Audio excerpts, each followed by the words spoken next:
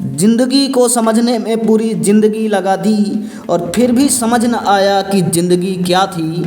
और जब समझ आया कि जिंदगी क्या थी तो पता चला कि हमारा आखिरी वक्त आ चुका है। नमस्कार साथियों, मैं नीरज मौर्य स्वागत करता हूं आपका अपने YouTube चैनल NS24 मोटिवेशन में। साथियों, लगभग हम सभी की कहानी यही है कि हम पूरा जीवन दुनिया भर की उलझनों में बिता देते हैं, लेकिन कभी ये चीज़ नहीं समझते हैं कि ज़िंदगी है क्या, ज़िंदगी का मकसद क्या है। कभी इस चीज़ को दिमाग में लाते ही नहीं हैं। बस भागे चले जा रहे हैं, दुनिया की भीड़ में, दुनिया की उलझनों में लगे पड़े हैं। नहीं पता है किसी को कहाँ जा रहे हैं, क्या मकसद है ज़िंदगी जीने का, नहीं पता है, बस भागे जा रहे हैं। इंसान पैदा होता है, धीरे धीरे उसकी उम्र बढ़ती है, उम्र के साथ साथ उसके जीवन की उलझनें भी बढ़ती हैं। 2 से 3 साल का हुआ बच्चा तो उसे स्कूल में दाखिला दिलवाया जाता है। स्कूल में क्यों दाखिला दिलवाया जा रहा है उसको खुद नहीं पता है। अब उसके ऊपर एक बोझ लाद दिया गया है, एक स्कूल बैग दे दिया गया है, अब तुझे डेली स्कूल जाना है। क्यों जाना है ये बच्चे को खुद नहीं पता है कि क्यों जाना है।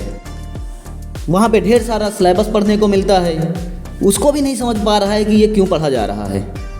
धीरे धीरे आगे की कक्षाओं में जाता है, वहाँ पर और ज़्यादा सिलेबस मिलता है उसको, वहाँ पर भी समझ नहीं आ रहा है कि जो भी सिलेबस है ये किस लिए पढ़ाया जा रहा है, इसका मकसद क्या है, वहाँ पर भी समझ में नहीं आता है कुछ। ऐसे ही चलते चलते धीरे धीरे एक दिन बच्चा हाई स्कूल और इंटर में पहुँचता है।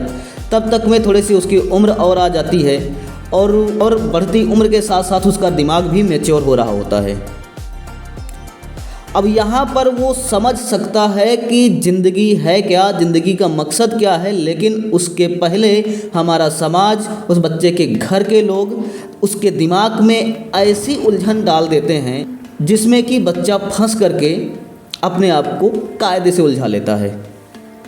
जब लड़का हाई स्कूल और इंटर में आ जाता है तो उसे भरपूर डराया जाता है, तुम्हारे 90% से मार्क्स कम नहीं आने चाहिए वरना दुनिया में तुम्हारी कोई औकात नहीं रहेगी।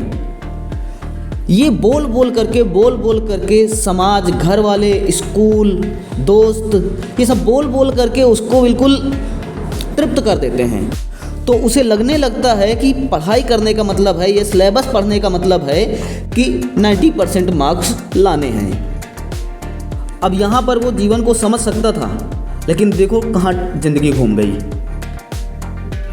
जहाँ पर उसे मौका मिल सकता था अपने आप पे सोचने का, अपनी ज़िंदगी के बारे में सोचने का, अपने ज़िंदगी के मकसद के बारे में सोचने का मौका मिल सकता था, वहाँ पर हमारे समाज ने, उसके घर वालों ने एक ऐसी चीज़ थोप दी अब जिस पर वो उलझ करके अपने जीवन के मकसद को फिर भूल गया। वहाँ पे जब उसे पता चलता है कि मैं जो पढ़ाई कर रहा हूँ, मैं जो सिलेबस पढ़ रहा हूँ, उसका मकसद है 90 या 95% मार्क्स लाना। अब वो 95% मार्क्स लाने के लिए बैल की तरह जी तोड़ मेहनत करेगा। वो फंसा रहेगा उसी उलझनों में और किसी के बारे में सोच ही नहीं सकता। दुनिया में क्या है उसको सोच ही नहीं आता। बस लगा पड़ा हुआ है कि मेरे 90% मार्क्स आने चाहिए, 95% मार्क्स आने चाहिए। उलझ गया उसी में। खैर चलिए, वो जी तोड़ मेहनत करके, उलझनों में पढ़ करके वो 90% या 95% लेकर के आ गया। अब यहाँ पर आती है समाज की दूसरी उलझन। दूसरी उलझन ये है नौकरी की उलझन। अब एक से एक के लोग आपको सलाह देंगे आकर के, जिनको खुद नहीं पता है कि उसका मतलब क्या है, लेकिन वो उसके बारे में सलाह तुमको देंगे आकर के। आपके हाई स्कूल में मार्क्स 90% है, आपको ये करना चाहिए। आपके हाई स्कूल में मार्क्स 95% है, आपको ये करना चाहिए। खुद कुछ ज़िंदगी में किया नहीं कभी और आ करके दूसरों को उपदेश दे रहा है कि तुमको ये करना चाहिए, तुमको वो करना चाहिए। अरे बच्चे का इंटरेस्ट क्या है वो तो जानो पहले। उसने अभी तक कुछ समझा है, कुछ जाना है कि नहीं जाना है, वो तो समझो पहले। नहीं, तुम्हारे इतने % मार्क्स आए हैं, एक काम करो, तुम ये चीज़ कर लो जाके, फलानी इंजीनियरिंग कर लो जाके, फलाना मेडिकल डिग्री ले लो जा करके। क्यों लेना है ये नहीं बताएंगे कोई, बस केवल उपदेश देने सब आ जाते हैं और खुद की ज़िंदगी का पता नहीं है कि वो कहाँ जा रही है, दूसरों की ज़िंदगी में उपदेश देने आ जाएंगे वो।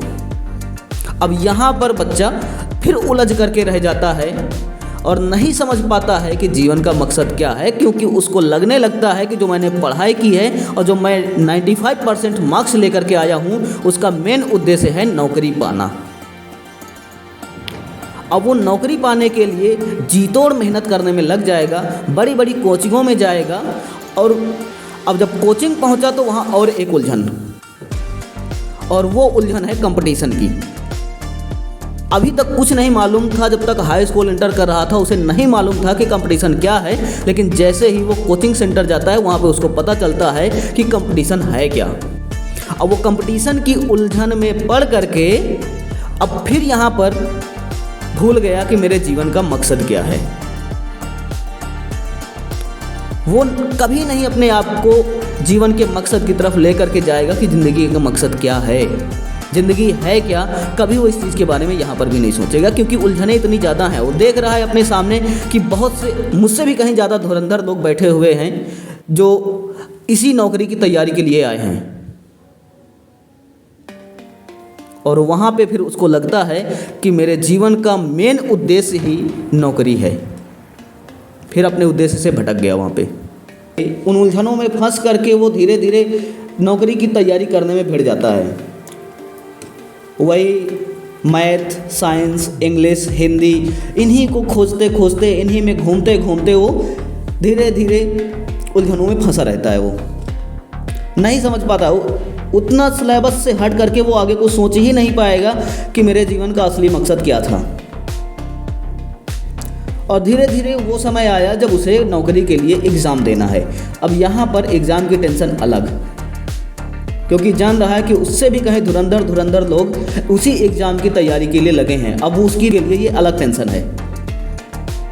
खैर, किसी तरह से वो बच्चा एग्ज़ाम देता है। एग्ज़ाम देने के बाद जब रिजल्ट का नंबर आता है, वो घड़ी उसके लिए और ज़्यादा उलझन वाली होती है। अगर वो लड़का पास हो गया तब तो ठीक है, और अगर नहीं पास हुआ तो समाज में जब लौट करके आता है ना, तब देखो समाज की बातें फिर। अरे इसका तो रिजल्ट ही नहीं बीट हुआ है, पापा घर वाले अलग गाली दे रहे हैं। इन्हीं उलझनों में फंस करके वो फिर भूल जाता है कि मेरे जीवन का मकसद क्या था।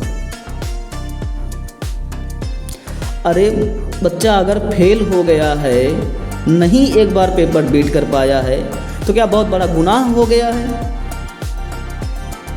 लेकिन नहीं, उनको तो उसे उलझनों में डालना है ना, ताकि अपने मकसद से भटकता रहे वो।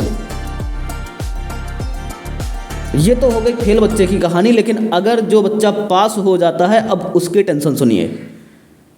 जैसे ही लड़का पास हुआ, उसे नौकरी मिल गई। नौकरी मिलने के बाद अब उसका जो फाइनेंशियल हालात है वो कुछ सुधरने वाला होता है, तो उसे थोड़ी सी फुर्सत मिल सकती थी कि ज़िंदगी के बारे में थोड़ा सा रुक करके सोचे और ज़िंदगी क्या है इसके बारे में थोड़ी सी कल्पना करे। लेकिन यहाँ पर अब समाज की अगली उलझन फिर से आ गई, और वो अगली उलझन है सबसे खतरनाक उलझन, शादी का प्रस्ताव। एक से एक लोग आएंगे रिश्ता लेकर के, और रिश्ता लेने से पहले समाज में ये कंट्रोवर्सी होती है, अरे फलाने का लड़का नौकरी पा गया है, अब इसकी शादी करवा दो। अच्छा खासा साला जिंदगी को समझने का मौका मिलने वाला था, लेकिन उसको ऐसे भंवर में ढकेल दिया जहां से अब वो पूरी जिंदगी कुछ समझने के लायक ही नहीं रह पाएगा, अपनी ज़िंदगी के बारे में समझने के लायक ही नहीं बचेगा। शादी हो जाएगी, ज़िंदगी की ज़रूरतें पूरी करने में बिजी हो जाएगा, धीरे धीरे बच्चे होंगे, उनकी ज़रूरतें पूरी करने में बिजी हो जाएगा, फिर उनकी पढ़ाई, उनका करियर, उनकी शादी, इन सारी उलझनों में फंस करके वो बाकी की पूरी ज़िंदगी ऐसे ही निकाल देता है। कभी नहीं सोचता है कि मेरी ज़िंदगी क्या है, मेरी ज़िंदगी का मकसद क्या था, और मैं कहाँ से चला था और कहाँ पहुँच रहा हूँ, कुछ नहीं पता उसको, कुछ नहीं सोच पाता वो। अब आगे की सुनिए। आगे समय धीरे धीरे गुजरता जा रहा है, और वो जो बंदा था अब वो बूढ़ा हो रहा है, धीरे धीरे बूढ़ा हो रहा है। बच्चों की शादी कर दी। शादी करने के बाद जो लड़का है वो अपनी अलग व्यवस्था देखने में लग जाता है, तब यहाँ पर उस व्यक्ति के लिए और उलझन। उसको यही लगता है कि ज़िंदगी भर इसको पाला पोसा मैंने, आज ये अपनी अलग व्यवस्था करने जा रहा है, अलग हो रहा है मुझसे, मेरे बुढ़ापे का क्या होगा। अब ये उलझन उसको रात दिन खाएगी। इन्हीं उलझनों में गुजरते गुजरते एक दिन आखिरी वक्त आ जाता है, तब तक भी वो बंदा समझ नहीं पाता है कि ज़िंदगी क्या थी। फिर जब आखिरी वक्त आता है इस दुनिया से विदा होने का, तब वो भगवान से विनती करता है कि हे भगवान, थोड़ा सा मौका और दे दे तो मैं समझ सकूं कि ज़िंदगी क्या है। लेकिन भगवान का फैसला तो कभी टलता ही नहीं है ना। इस तरह से हमारी ज़िंदगी गुजर जाती है सिर्फ उलझनों के चक्कर में, चक्कर काटते काटते, और कभी समझ नहीं आती है कि हमारी ज़िंदगी है क्या, हमारी ज़िंदगी का मकसद क्या है, कुछ नहीं समझ पाते हैं। साथियों, ये हम में से लगभग सभी की यही कहानी है। अगर मेरे द्वारा ये बताई गई महत्वपूर्ण बात अगर आप लोगों को अच्छी लगती है और इससे आपने कुछ सीखा है, तो मेरे चैनल को सब्सक्राइब करें और मेरे वीडियो को ज़्यादा से ज़्यादा लाइक करें। तो मैं आपसे साथियों यही कहना चाहता हूँ कि आप भी अपने ज़िंदगी के मकसद को पहचानो। इस तरह यूँ भीड़ में पड़ करके अपने आप को दुनिया के जंजाल से बचाओ, क्योंकि ये समाज है, वो समाज तुम्हें अपने हिसाब से तुमको ढालेगा। तुम्हारे जीवन का मकसद क्या है ये तुम्हें पहचानना होगा, किसी और को मत पहचानने दो।